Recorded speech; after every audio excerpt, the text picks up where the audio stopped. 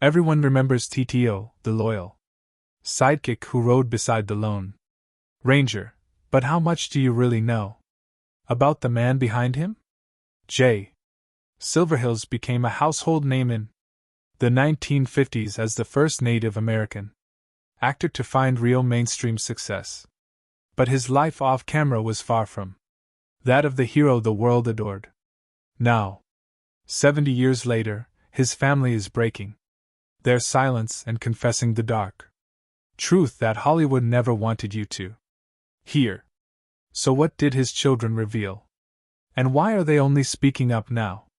Join us as we get into all the details. The real story of Jay Silverheels. From Mohawk roots to Hollywood legend. Jay Silverheels became a household name in the 1950s as one of the first Native American actors to break into mainstream Hollywood. But his story began long before the cameras ever rolled. Born Harold J. Smith on the Six Nations of the Grand River Reserve near Hagersville, Ontario, Jay's life was shaped by deep roots and strong heritage.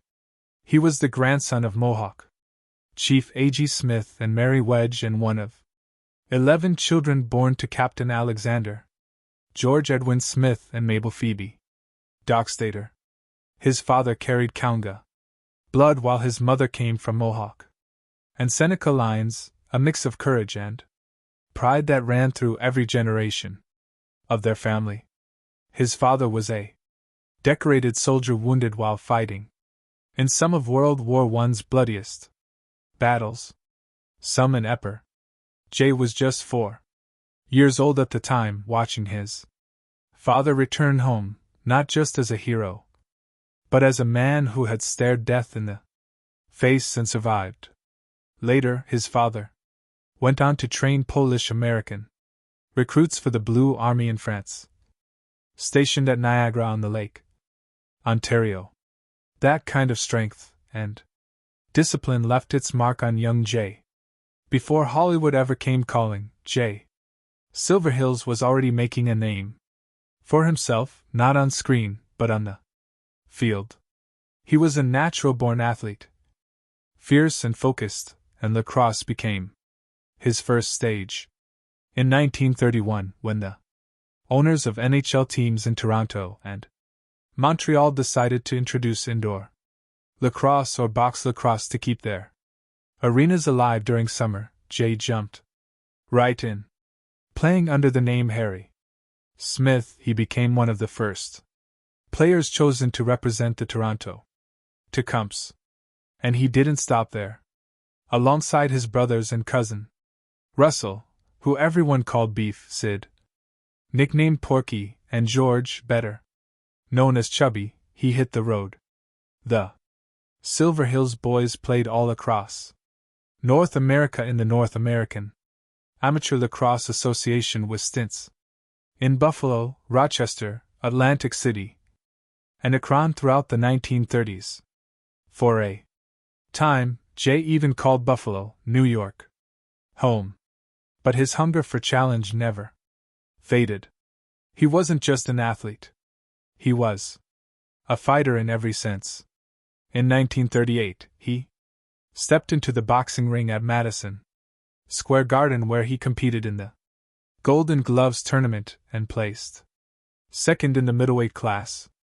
It was another victory, another reminder that no matter the field or the fight, Jay Silverheels was built to rise.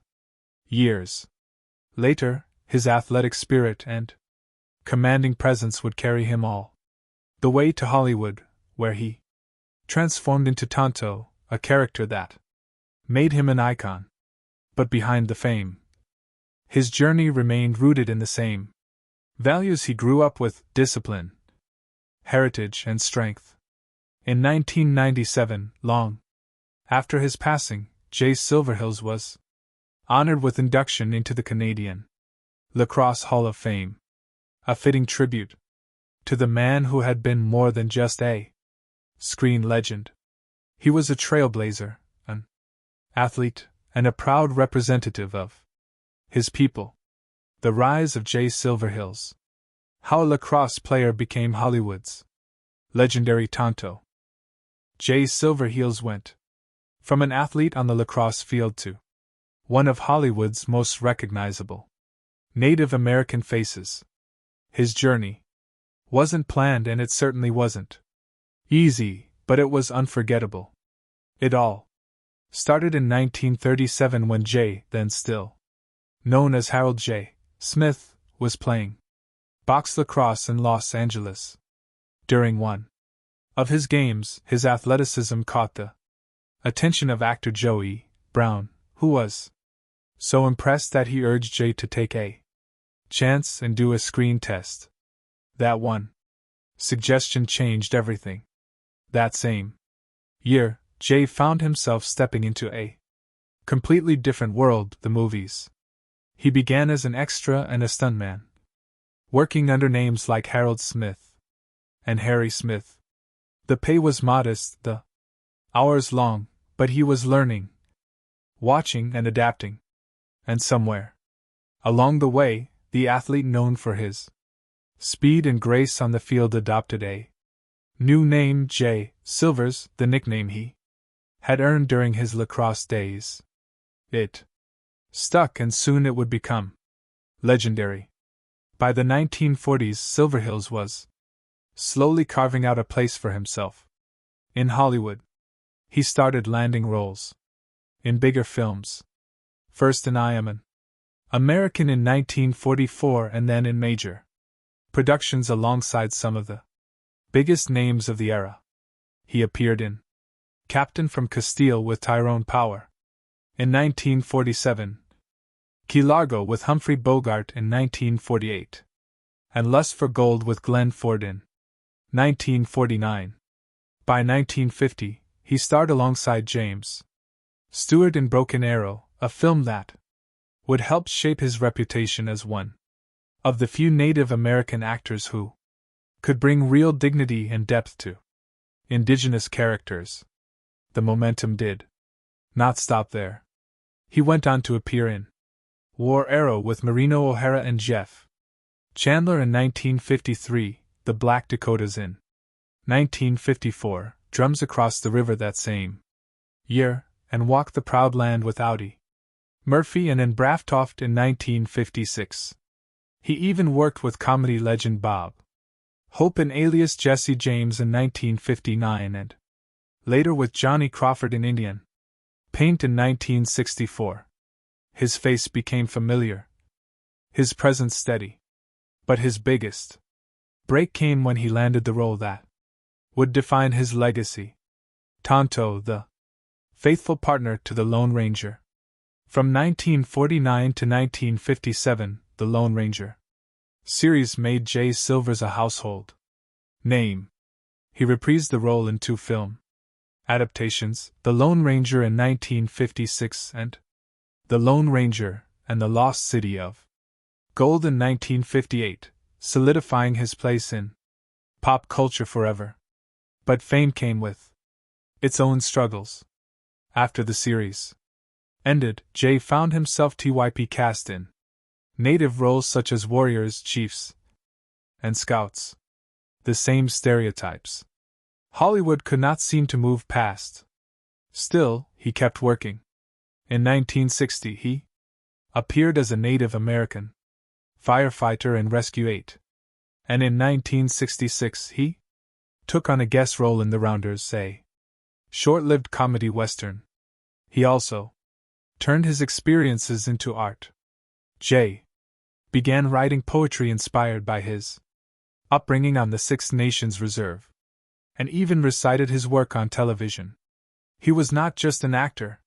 He was a storyteller, keeping his culture and voice alive through words when Hollywood would not give him the chance. Even with all his success, Silverheels never lost his sense of humor. He started to poke fun at his Tonto character in later years.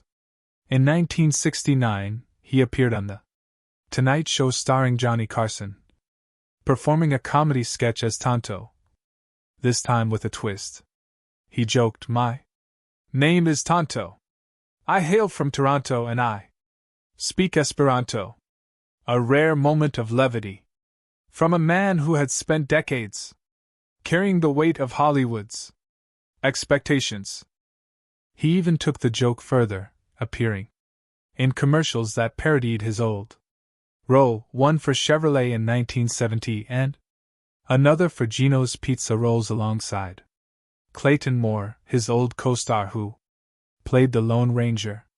The iconic William Tell Overture theme blared in the background, a nostalgic wink to their television days. Throughout the 1960s and 1970s, Jay continued to work steadily. He made appearances on Daniel Boone, Love, American Style, The Brady Bunch, and even Dusty's Trail, reuniting briefly with Bob Denver of Gilligan's Island fame. His last few film roles came in 1973. First in Santee alongside Glenn Ford and then in The Man Who Loved Cat Dancing, where he played a wise white-haired chief, closing out his career with grace. But Jay's impact reached far beyond his screen credits. In the early 1960s, he helped establish the Indian Actors Workshop in Echo Park, Los Angeles, a space where Native American actors could train, find community, and build confidence in an industry that rarely made room for them. That same workshop still exists today, continuing the mission Jay started decades ago. Jay Silverheels was not just Tonto. He was an athlete, a poet, a pioneer, and a man who broke through barriers with nothing but talent, persistence, and heart. His story reminds us that behind every iconic role is a person, one who fought to be seen, respected, and remembered for more than the mask they wore. And even now, all these years later, his spirit still rides, not just in reruns of The Lone Ranger, but in every native actor who steps into the light. Because Jay Silverheels once showed it could be done. The tragic truth behind Tonto. How Jay Silvers fought Hollywood stereotypes and changed everything. Me do, Kimisab. Those 4 words became iconic, a catchphrase that echoed through living rooms across America. But few people knew that every time Jay Silverheels, the Mohawk actor behind Tonto, spoke to them, a part of him cringed inside. On screen, he was the loyal, soft-spoken companion of the Lone Ranger. Off-screen, he was a proud indigenous man trapped in the role Hollywood had written for him. In 1949, at just 35 years old, Jay Silverheels made history.